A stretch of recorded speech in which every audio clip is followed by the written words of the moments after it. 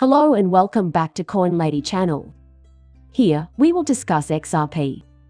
I'll cover a few more topics and do my best to address some of the concerns raised in the comments. Before Elon Musk took over, the US government had access to everything of Twitter, including direct messages, he claims. This infuriated the public, naturally. Why, then, do CBDCs not elicit fury from them? Keep it in mind. Once one of those is implemented, your every move and purchase will be tracked. In response to rising interest around the world, the International Monetary Fund plans to publish a thorough guide on CBDC.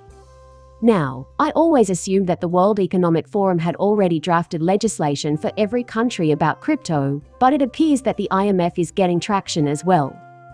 Over the past 2 years, more than 40 nations have reached out to the IMF for assistance with central banks and CBDC initiatives, and the IMF has partnered with over 30 countries seeking assistance.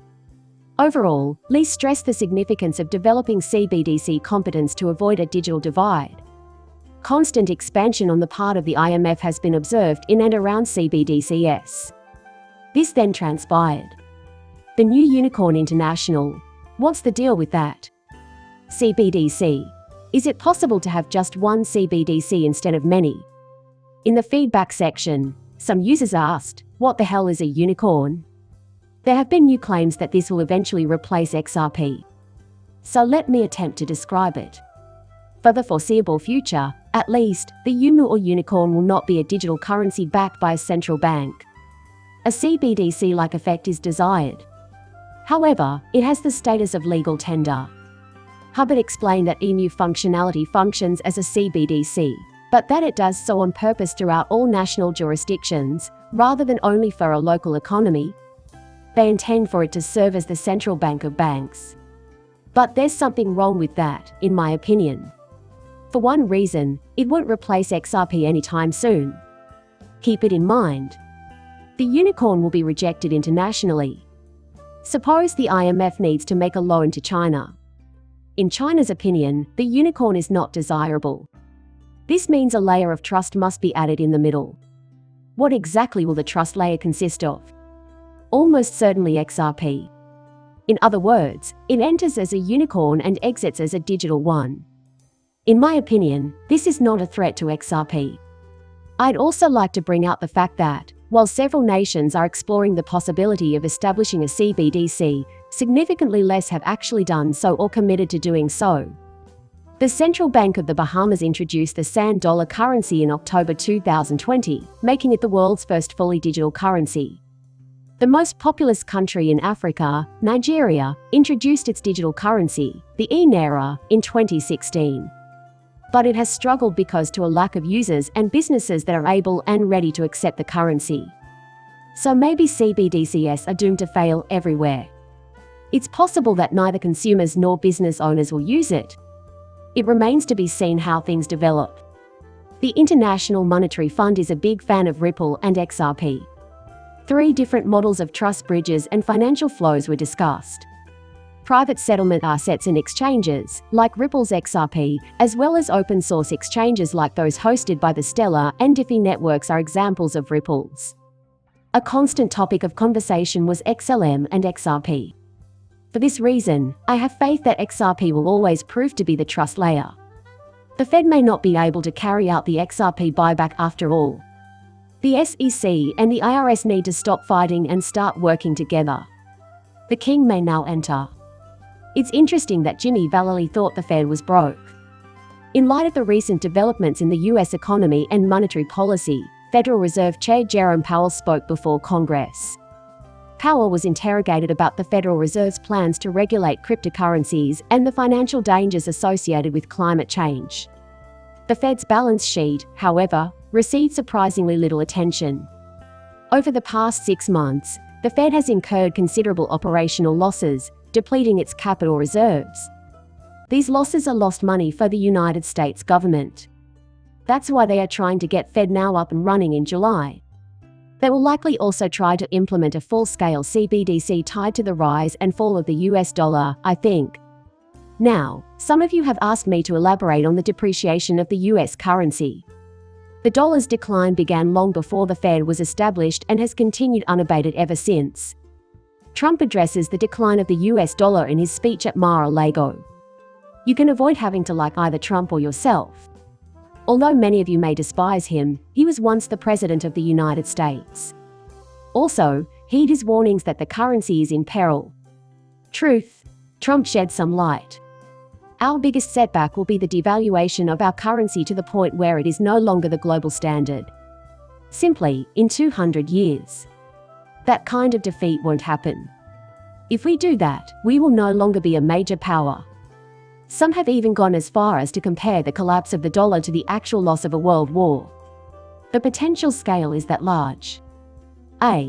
As anticipation for a Fed pause grows due to falling US inflation, the dollar falls to a level not seen in a year. As a result, the US dollar fell to a one-year low in early European trade on Friday as investors bet that the Federal Reserve will stop raising interest rates soon since inflation data has been lower than expected. The Fed is also aware of the dollar's precarious state. I think this is why he's advocating for a CBDC and a digital currency. It's true, I said as much a while back. I warned that it would take a lot for the dollar to fail. I still think it will be a lengthy process. De-dollarization is, therefore, an unstoppable tendency. The dollar is beginning to lose its appeal. It hasn't been particularly fast so far, but it's picking up speed. This development cannot be stopped at this point.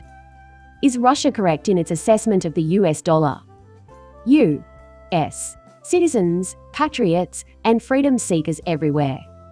This morning's crashing prices for precious metals and rising dollar and 10-year bond yields smell like the beginning of a coordinated effort to bring the value of the dollar tumbling, and it might happen as early as the first week of May.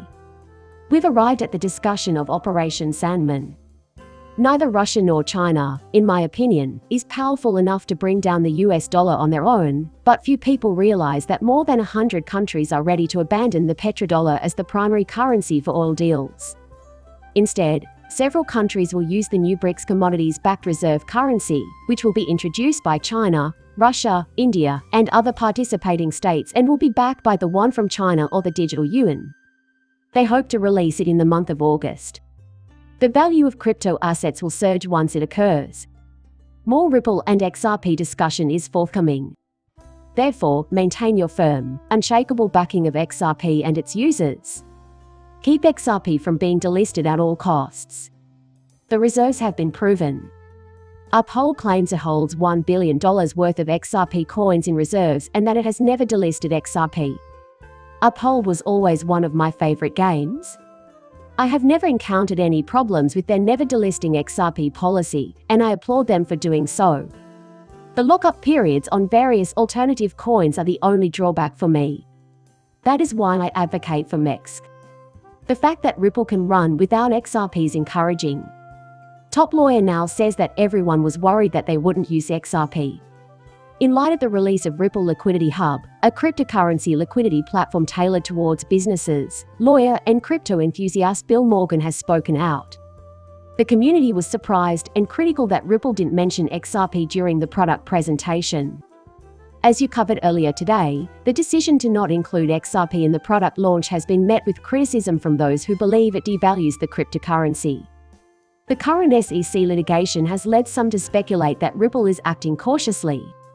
Morgan, though, says that XRP investors should not be concerned. According to him, this proves that the XRP ledger and XRP can function without Ripple's use of either product. He further claims that this is compelling proof for the court that Ripple products can function without XRP and that the tokens used in the Liquidity Hub was never factored into the product's price in 2021 or thereafter. Although XRP was addressed during the pilot phase, Ripple did state that it, along with other tokens, would be considered for integration. As the US legal landscape becomes more transparent. This demonstrates that both XRP and Ripple can function independently of one another. Therefore, this may hasten the conclusion of the SEC lawsuit. In just 30 days, XRP attracted $8.8 billion in new capital from investors. I'm curious as to how many people left traditional banking for cryptocurrency. How many people have heard about the problems facing the US currency and opted to invest in cryptocurrencies as a result? That's why I predicted that more and more individuals would adopt cryptocurrencies as the trend towards dollarization persisted. Gold and silver will be the new targets of crypto critics. However, it remains to be seen how many newcomers the crypto industry attracts. In my opinion, it will be quite a lot. Just a friendly reminder to any retail Americans who have invested in digital assets. Japan is prepared. London is all set. Prepared to enter a Brazil that is prepared. Asia is prepared. There is a global readiness for Ripple, XRP, as well as the XRP ledger. Here we can see that Japan's SBI remit and coins have already commercialized Ripple's model service, which employs XRP as a bridge currency to provide on-demand liquidity services. The PH, FX, and VC markets have all emerged into low-cost and quick marketplaces. Ripple is taking the final steps towards mass adoption, hastening the transition to instant payments across Europe and its country after country, and we are developing a remittance service for both of those markets. It's also the United Kingdom. Actually, they are in the same spot the United States is at the moment. We're beginning to notice them over there as well, with their anti-crypto activities. No matter what happens, people will go to crypto. I did warn you early on in this video that CBDCs have a chance of failing. Is there anything further we can do about this? Crypto will also consider RippleNet because it is the optimal platform for international transactions. In addition, there are around 250 organizations using the XRP ledger in NFTs marketplaces, games, and the Metaverse DEX and Launchpad's HODL. The value of XRP is significantly increased by this alone. Many of the ongoing endeavors here are just getting off the ground. They have only recently begun expanding. You should check out both HODL and the XRP ledger, as all that value will eventually be transferred there. Therein lies the future prosperity of XRP. Personally, I think that's the case since, among other things, Ripple is introducing RippleNet technology. The secret ingredient is safe till last. But I'm going to end this video here. I appreciate everyone who has tuned in. I value your interest in my videos. I did my best to address some of your concerns in this video. Please like and subscribe my channel. See you later, bye.